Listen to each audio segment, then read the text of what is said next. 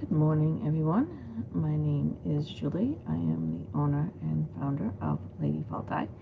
You are either watching this on my Facebook page or my YouTube channel, so thank you for that. It would be really great if you could drop your name and maybe where you're from. Helps me decide.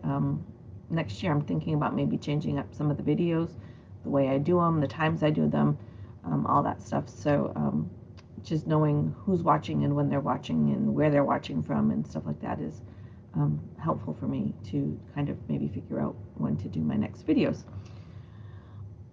Remember to like and share. There, that's all done. Today we're going to talk about Celtic trance dance. But I'm going to get a little Palo Santos here going if I can. My lighter is about to die any second now. Actually, it's been about to die for about 3 weeks now. So, I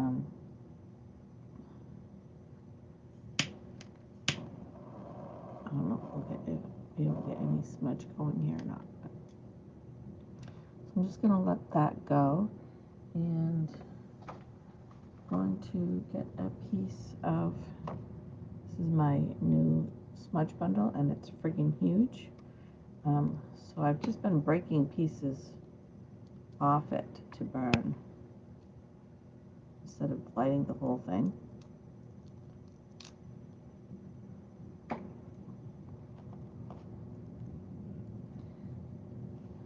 This way it lasts a lot longer and we're not being wasteful. If your lighter works, you're not wasting anything.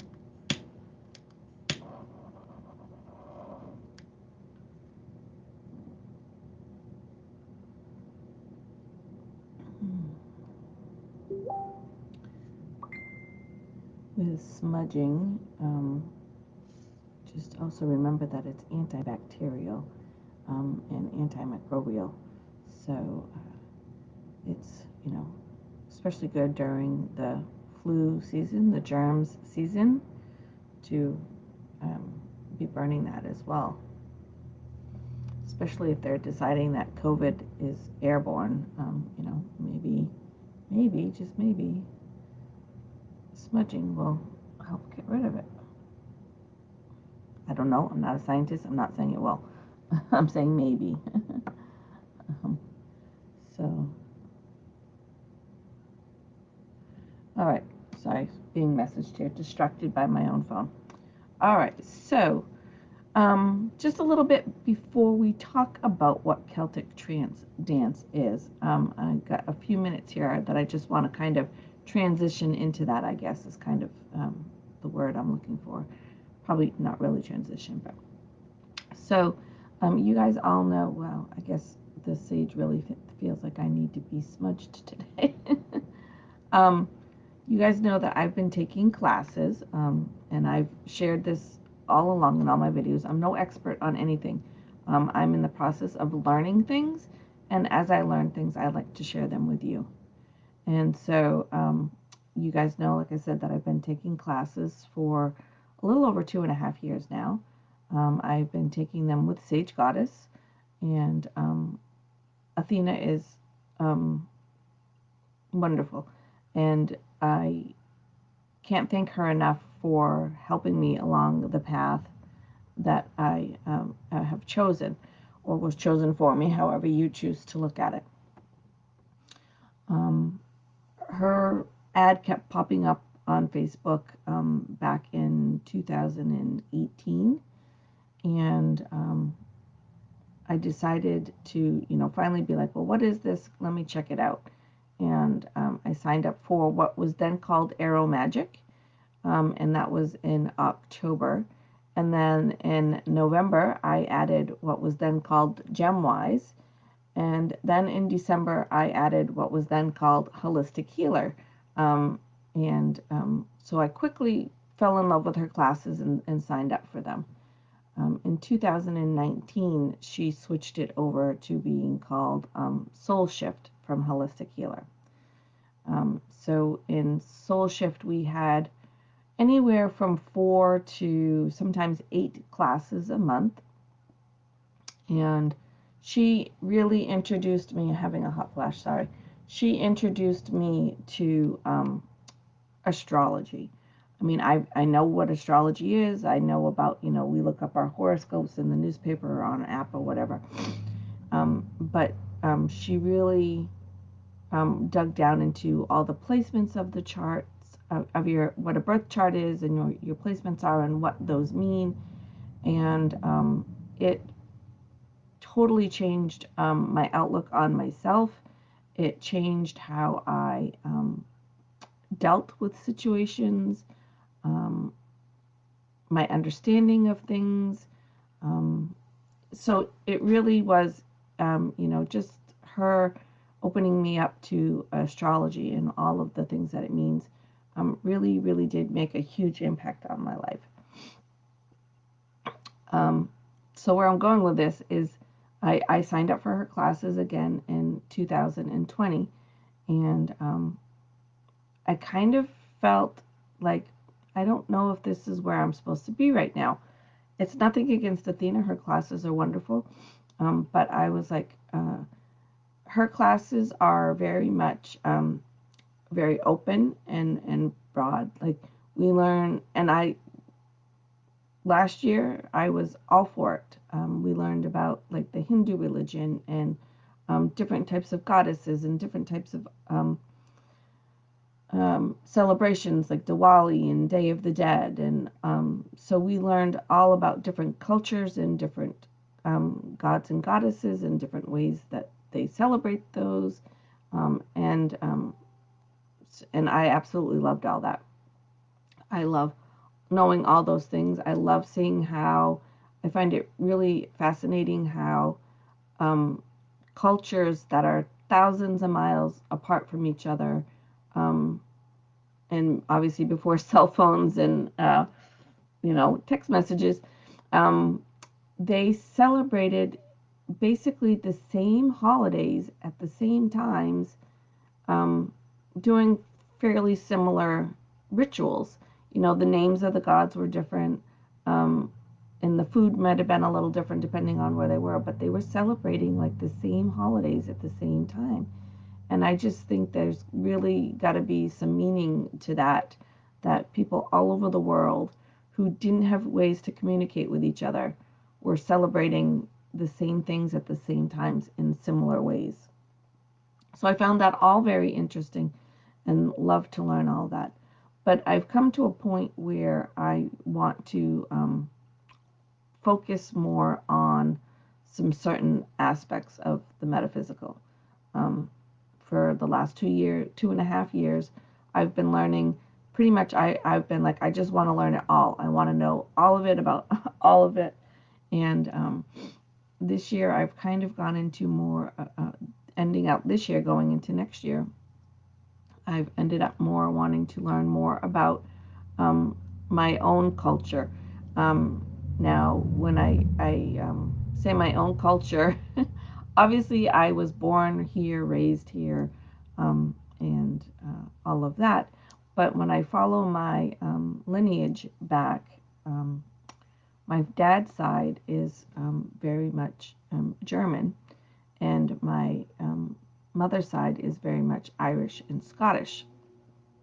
And depending on what you read or whatnot, they're saying that, and there's always contradictions on everything, so I'm sure there's a contradiction out here to this somewhere.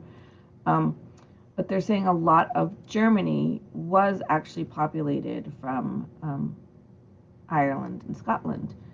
So there's kind of a very close connection there to them. So I'm very interested in learning more about the Celtic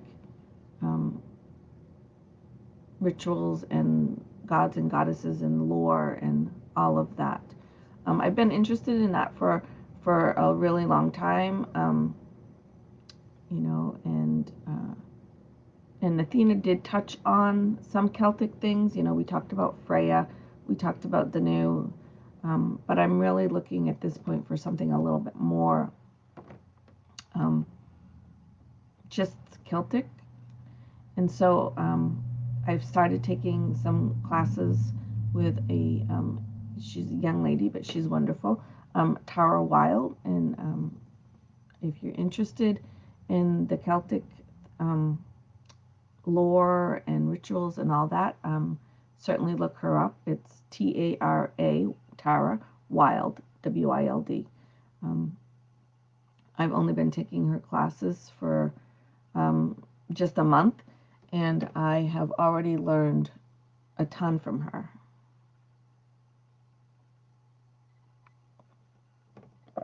So, anyway, so that leads me into this month. Well, in Tara's class, she does a lot of drumming and chanting, and we just learned what they call keening. And so, keening, a little story here. Now my hot flash is done. I'm going to be cold. Keening was, or is, what, I don't want to say what, is when you are grieving for someone, you would keen. Back in the day, when I say back in the day, obviously like thousands of years ago, when someone passed, there would be a woman who would, generally a woman who would come, and whether you call her priestess or shaman, they had lots of different names, that they went by, but she would come to wherever the ceremony was, the body, and she would keen. And so what keening is when you take one letter, like E, and you just kind of go into a trance, a ritual trance of singing this letter over and over and over. And they sing it in a very deep, kind of a primal way. It's not a big high note, and, it's, it's grief. You can feel the grief in it. And so we were learning about that. And my first thought was, I'm really not grieving anything. But, Tara said, well, it's a good thing to learn, because at some point in your life, if you're not grieving now, at some point in your life, you most likely are going to. And we're going to lose people, things are going to happen. In some point in your life, you're going to grieve. So I thought, yep, you're right, that's true. And so I am not a big singer. I love to sing in my car, but I don't sing in front of people generally. So the other day on my way to work, I thought, you know what, I'm going to turn the radio off and I'm going to practice keening and see what happens in my car. Nobody can hear me, nobody's around, nobody's going to know what the hell I'm doing. And I have about a 12-mile drive to work. And so a little over halfway of the drive, I was practicing keening. And I thought that actually felt really good. It just felt like a release for me. And so I was like, okay, well, let's see how that goes. And so on the way home, was it Monday night? Tuesday night. Yeah, on the way home Tuesday night, I practiced keening again. And I, got home and I felt really good, and I felt relaxed, and I don't know, it's very hard to explain. I just felt like I was in a much, not higher state, but a much more lifted state. I felt like there wasn't such a burden. I didn't feel quite as angry. I tend to get irritated very easy about things. I'm working on it, but it's the truth. I do. But I, tend to get very irritated with things outside the world that I can't control. And over the last 2.5 years, whenever anything like that would come up, and I would go to my groups or I would talk to friends or whatnot, and they're all like, you've got to meditate, you've got to meditate, you've got to do yoga. And I'm like, listen, I can't do yoga. I have a bad back. Um, and I can't meditate. And that's the truth. It's very hard for me. I've been practicing it, not like a daily practice, not like, a set practice, but I have over the last 2.5 years, I've sat down to meditate numerous times and I can't. It's actually very distracting for me. It's very frustrating for me. It actually causes me stress to try to meditate because I just cannot quiet my head. My head is like a 2-year-old toddler in there that's just like running all over the place. And it's like, oh, I got to get milk. Oh, what was that sound? Oh, look at the pretty color. Oh, look at that. Oh, there's a dog.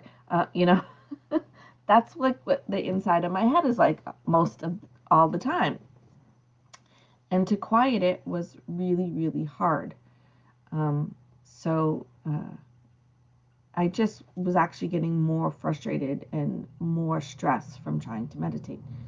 And I tell you, in one day, in taking a few minutes in my car ride on my way to work and on my way home and doing some keening, I have pretty much felt so much less. I'm not saying I'm perfect, that's not going to happen.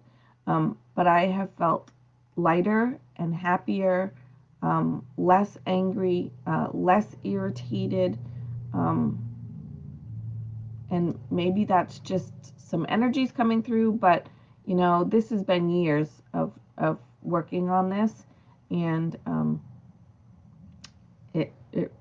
meditating wasn't working for me. I do some visualizations, which I think are great for journey and stuff, but nothing was really impacting me. And so in, like I said, one day of keening on my way to work and keening on my way home, I was like, this has helped me more than the last 2.5 years of trying to meditate. Because like I said, meditating ended up just making me more stressed and aggravated because I wasn't getting it. It was just too hard. And I'm a big believer that everything kind of comes to our life when we need it, when it's meant to be. I think I needed to learn all the things I learned from Athena and get the bigger picture of things. And now, somewhere, somehow, Tara popped into my Facebook feed, and it just kept calling to me, and I'm like, this is where I need to go. And so I really do believe that we end up where we're supposed to be for a reason, and that things do come to us just when we need them to. So anyway, that whole thing goes to the keening, is that I really truly believe that this keening and chanting and more of the Celtic ways of doing things is really going to be where I need to follow, the path I need to go down. And so if you've ever been interested in the Celtic rituals, or if you've got some Celtic, Irish, Scottish in you,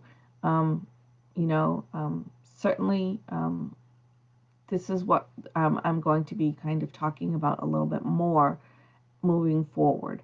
We're going to talk more about Celtic rituals. We're going to be talking more about Celtic practices, Celtic lores, all of that stuff. I've already ordered some more new books coming. I ordered a drum last night as well. So, yeah, I'm really excited to be going down this path, and I hope that you guys will come along with me. But I certainly do understand if the Celtic rituals are not something that call to you, and you want to take your learning somewhere else. I totally understand, because that's exactly what I'm doing. I learned from Athena, and I learned what I needed, and now I'm moving on. And if you need to do the same, I totally understand and respect that, and there will be no hard feelings. You could always stay on the page and just not watch the videos. You know, I'm going to still be doing a lot of crafting next year, so if you are enjoy the crafting, I'm going to still be doing that. It is going to be geared a little bit more towards, like I said, the Celtic practices and things like that, but I will be still doing some crafting next year. I don't think I'm going to be doing videos every Thursday. I'm thinking that it's going to be, it's still going to be like 3-4 times a month, but it may not be on Thursday. I'm going to try to go more towards a crafting or some sort of ritual or some sort of video based on new moon,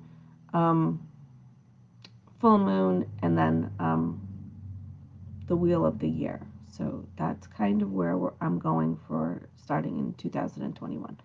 But anyway, all of that being said is what led me to want to know more about the Celtic trance dance, because I felt this chanting and this keening was such a release for me. Even though I'm not technically grieving, I haven't lost anyone, nobody has died. I'm not in a state of depression or anything like that. But just the singing and the releasing of it, for whatever reason, has really, really helped me, again, more than meditating. So if you're someone that's struggling with meditating, you know, maybe that's something for you to try out. I would recommend, you know, not for me because I know meditation doesn't work for me, but I would recommend incorporating everything together. So I would recommend doing some sound healing, which again, you know, could be your tuning forks, your crystal bowls, your singing bowls. It could be your rattle. It could be your drum. It could be a rain stick. There's all kinds of sound healing that you can work with. So I would say doing some sound healing. Like I said, I've ordered my drum. It's coming. This is my rain stick.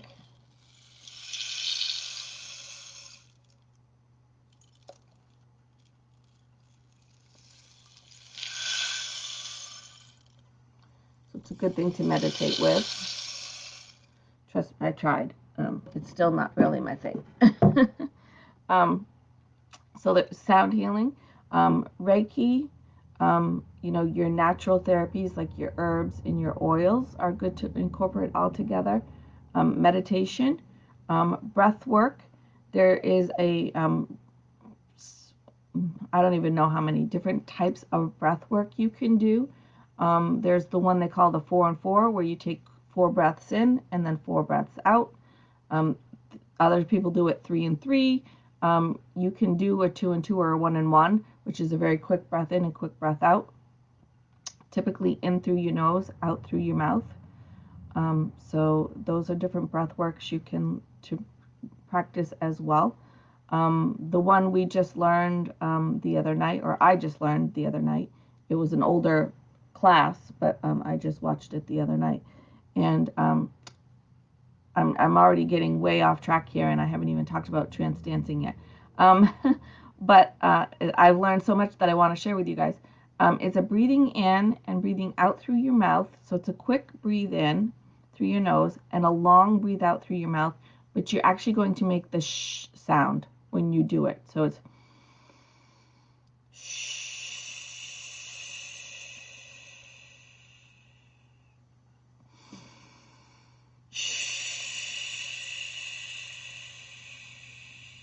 So dog's like, what are you doing? And that sound, really quick, because I want to get to the actual point of this video, is a sound that is related to the mother. And the sh sound is supposed to simulate the sound of inside the womb, which is where we get moms shushing babies. You know, when you when you bounce them, it's the sound of the womb. So I thought that was very interesting to learn. Hopefully you do too. So sound healing, Reiki, natural therapies, like I said, oils, herbs, crystals, meditation, breath work are all good things to incorporate together into this. So, it's a lot. It can be a lot, and I'm going to have to figure out ways to incorporate all this together and still be able to go to work and do all the things I have to do. But anyway, so this is why all of that was why I was interested in trance dance, because I felt after, I'm a person who sits at a desk all day, and then I pretty much come home and sit on the couch, and then I sit in this spot and watch videos or make videos. And I felt like I really needed something to kind of get me up out of my chair and, get me moving. But at the same time, I tried Zumba. I tried Body Groove. They're great, but they weren't really kind of just doing it for me. So I was digging into some tribal dancing and things to kind of see what that was about. And I came across this Celtic trance dance. Now, this is not something that's going to be an everyday practice. It's very specific, and I'll go into that for you. But I felt like it was something I wanted to share with you guys. So it is rooted in ancient times. So it goes back more years than I could probably tell you. Ancient, the Celtic trance dance was for, and I have a list of things that they did this for, and you'll see that it actually crosses over pretty much to a lot of the same things that you would meditate for. So it's for perspective, it's for clarity, for deep insight, for healing, transforming, clearing blockages, discovering your true nature, activating your intuition, and for guidance. So those are all the same things that we do meditation or journey for. So again, you can incorporate both practices together, because trance dance, like I said, is not going to be something that you're going to do on an everyday basis. So you may do more of a meditative thing on a regular basis and then incorporate the trance dance in on special occasions during, like the 8 holidays of the pagan wheel. Maybe some other times that you might want to practice trance dancing. So it's dance in the movement of there's no movement, there's no choreographing, there's no this is how you do it kind of dancing. It's I wrote down like dance like nobody's watching you. So it's kind of that just totally being free, totally moving your body the way you want, the way that feels comfortable. Doesn't matter if it looks good or not. It doesn't need to be cool. You don't really need to, have any type of real rhythm, because, it's just more about the movement. The rhythm part of it is important in the music part, which I will get to in just a second. But it's more about just completely letting go and moving your body in a way that, however, just feels right and feels good. And it's not about doing the coolest moves or, being the best dancer or, uh, you know, being out there being sexy to get the guy kind of dancing or anything like that. It's just about you and moving your body. So typically this is done in a sacred space. You would want a very open space, and I'll get to that in a little bit too. You want a very open space. My living room is a fairly good sized living room, but I still am not sure that this would be a big enough space to do it. And again, I'll kind of get to that, but it would be in a sacred space. And sacred space doesn't necessarily have to be like, you don't have to go to Stonehenge to do this. You can make a sacred space wherever you are. And I think I have a video about that. I'll see if I can find it and post it in the comments about making sacred space. If not, then maybe that's a video we can do later on. So again, it would be in some sort of sacred space. It would be usually done during rituals. So like I said, there's 8 basic basic holidays for the Celtic pagan wheel of the year. It would be done with drumming. Like I said, I'm so excited. I just broke down and bought my drum. I've been wanting a drum for years, and I finally just said I'm doing it. It also can be done with chanting and some clapping. So usually there would be, it doesn't have to be, but usually there would be a ring of people, and they would be the drumming and the clapping and the chanting, and then there would be people inside that would be doing the dancing. Now, we don't have, at least where I am, I don't have a big space and I don't have a big gathering of people to do this. So I'm going to take what I've learned and I'm going to kind of incorporate it and adjust it and make it my own and do it how I can, the best I can, in the way that I can. When I get a chance to practice that and do that, I will certainly come back and share that with you. It was often done as well with some help from some plant medicine. So I don't smoke, so that is not something I would be doing. But you can make some like buchu tea. I could burn some mugwort. There's other things besides just smoking marijuana that can be plant medicines for you as well. There are lots of different things you can make into teas and work with the plant medicine that way. That's a whole nother story. But it was often used if you were going to be the one that was going to be dancing, you were most likely use some sort of plant medicine. And that's not going to be necessarily like a psychedelic that's going to make you all over the place and stuff.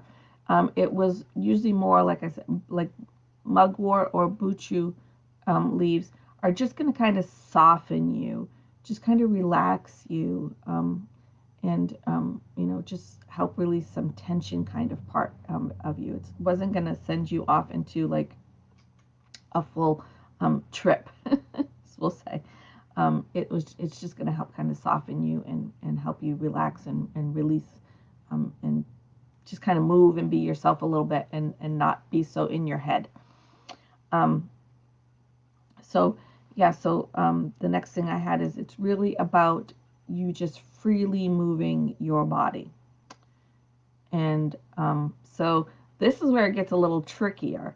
And this is where, like I said, I'm going to have to kind of take this and tweak it and make it my own. And I'm assuming that probably if you are going to give it a try, you will as well. It's the dance, again, is very much about the rhythm of and it's not your body rhythm, the rhythm of the music and the clapping and the chanting. And that kind of primal rhythm is going to kind of put you, along with the plant medicine and stuff, is going to kind of put you in not really a trance state, but just a very, what's the word I'm looking for?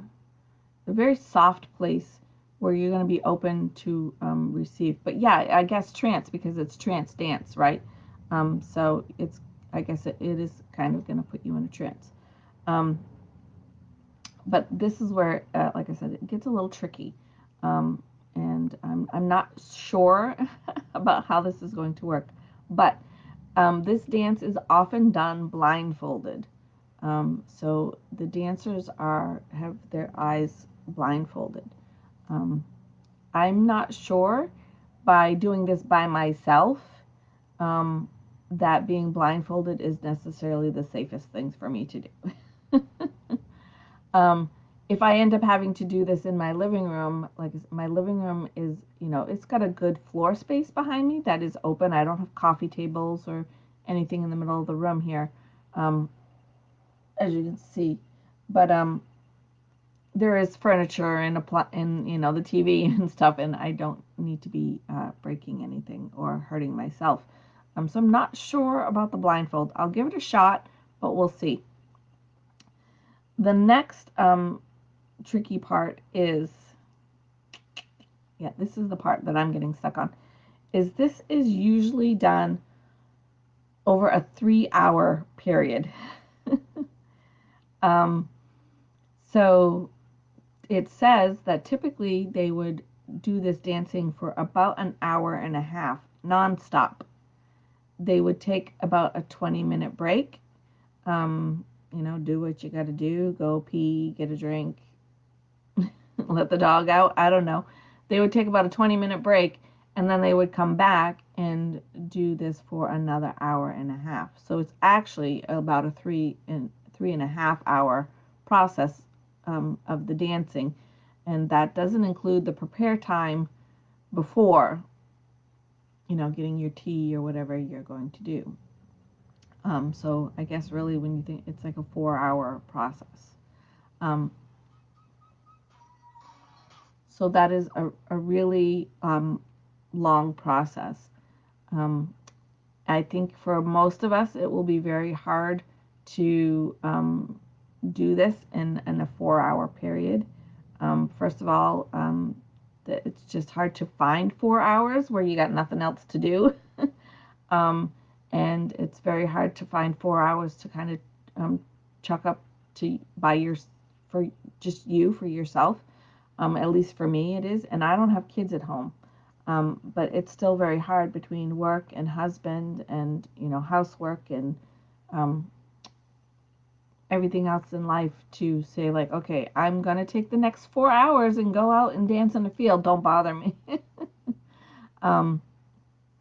So I'm going to kind of take this and, like I said, I'm going to tweak it a little bit. I'm going to adjust it a little bit, and going to make it more of a tribal dance for myself. But I really wanted you guys to learn what the trance dance was and how it was done and why it was done.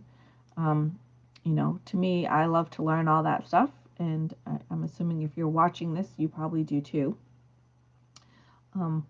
But it's very, very ancient rooted, and I'm really feeling called to learn all that stuff. I actually baked some what they call soul cakes this last weekend, and it was a recipe that was made hundreds and if not thousands of years ago. It was very simple. It was like eggs, flour, sugar, butter, milk, and raisins. So nothing fancy. No, sprinkles or sparkles or no fancy ingredients. It was very simple, and I learned all about why the soul cakes were made. I actually posted the recipe on the page, so if you didn't see that, you can go back and find that. The recipe, I did post the recipe. But I love to learn why they made them and what they were used for, besides just making a recipe that was an old recipe. I really enjoyed learning why. So, so I think that's going to pretty much wrap it up for today. I know my videos are really early in the morning, so it's usually really hard for other people to be here with me. But if you certainly have any questions, comments, if I talked about something that you didn't understand, certainly go ahead and ask away. I'm going to see if I did do a video. I have done a lot of videos over the last 2 years, and I'm starting to lose track of the ones I've done. But I'm thinking I may have done one on making sacred space. I know I did one on altars, but that's a little different. It's similar, but not exactly the same. So if I did make that, I will post that in the comments for you. And yeah, so if you have any questions or like I said, if there's anything I talked about that you don't really know what I was talking about, or something that you know what it is but you want more information, like per se the breath work, or the sound healing, anything like that that you're like, I really want to know more about that. I'm always willing to you know help out the best I can, whether it's just we chat back and forth or I go ahead and do a video on it. um, I'm always open for that. um, but like I said, it's going to take a little bit of a change here, and this page is going to take a little bit of a change here, and I'm going to move it in a little bit of a different direction.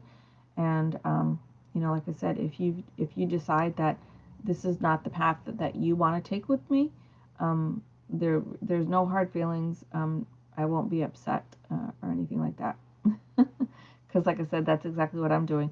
I've met a wonderful teacher who taught me amazing things and has helped me profoundly. And now it's time for me to move on to a new, between my phone and my computer both dinging, sorry. It's time for me to move on to a new teacher. And if that's where you are at as well, I completely understand. Um, I don't really consider myself a teacher per se. I will help educate you. I will certainly always be here to help in whatever way I can, whether you just need somebody to talk to, or if you need some cards pulled, or you need some help with buying a crystal. Um, whatever your question is, I'm always here to help. I always want to give you the best answers I can. If I don't know the answers, I will certainly reach out to, my network of connections, and help get you, some better answers if I don't have them for you. So, yeah, so that's pretty much Celtic trance dancing. And, I went over a lot of different things to incorporate in your practice. And I try to avoid the word daily practice, because it's really hard for someone, even for me, to be like, okay, you're telling me every day I've got to practice some sound healing, I've got to practice some Reiki, I've got to practice meditation, I've got to practice breath work, and I've got to do some natural therapies every day, and now you want me to trance dance for 4 hours? It's like, it sounds like a lot, right? But I have learned, again, in all the different ways that I have tried to practice meditating, and it just doesn't come natural to me. But when I'm meditating, I will play music that might be drumming music, or it might be, the crystal bowls, the sound, singing bowls playing while I'm meditating. While I'm meditating, I may anoint with the oils and burn some herbs, and you could do your breath work while you're meditating. So you can take all of these things and kind of put them together into one, like 10-minute or 15-minute practice for your day, and kind of incorporate a lot of them all together. So, it does sound like a lot of things, but you can, like I said, you can put them all together. And my sound healing, a lot of times too, I wear earbuds at night. My husband snores. And I wear earbuds at night, and I have a playlist that is nature sounds. It is the Salveggios. It is different singing bowls and drumming, and all of these things I have on a playlist, and I listen to that while I'm sleeping. So, you don't necessarily have to be awake to be getting that sound healing work done as well. So there's always different ways to incorporate things. But I guess when it gets down to the end of this video, what I was basically going for here in a nutshell is, if meditation is not something that's easy for you, that's not working for you, I do believe in practice, practice, practice, practice, but for some of us, it's just not what we're meant to do. And so I guess in my own journey of this, it's my own advice to you and my own advice to myself is, if something's not working for you, you don't have to do it, and you don't have to follow what everybody else is doing. Certainly, if something is not working for you, you can, like I said, you can message me or comment or whatever, or Google, or you know, go on YouTube and search things out. That's what a lot of times I just Google things and I YouTube things, and I go to Pinterest and I go to Etsy and I go to all these different places and find these things, and I'm like, that's interesting to me. Now I want to learn what that is. I want to learn more about that. And you know, because things will speak to you, things will pique your interest, and when that happens for me, I'm like, okay, I've got to follow that and see where that's going, um, which is what happened here. So that whole long story was follow your intuition, and if something's not working for you, you don't need to do it. You can keep continuing on your path and finding something else that may be better suited for you. So I'm going to get ready to go to work now, and I'm going to work on some, I think, chanting on my way to work. I have found that's a good time. I'm in my car.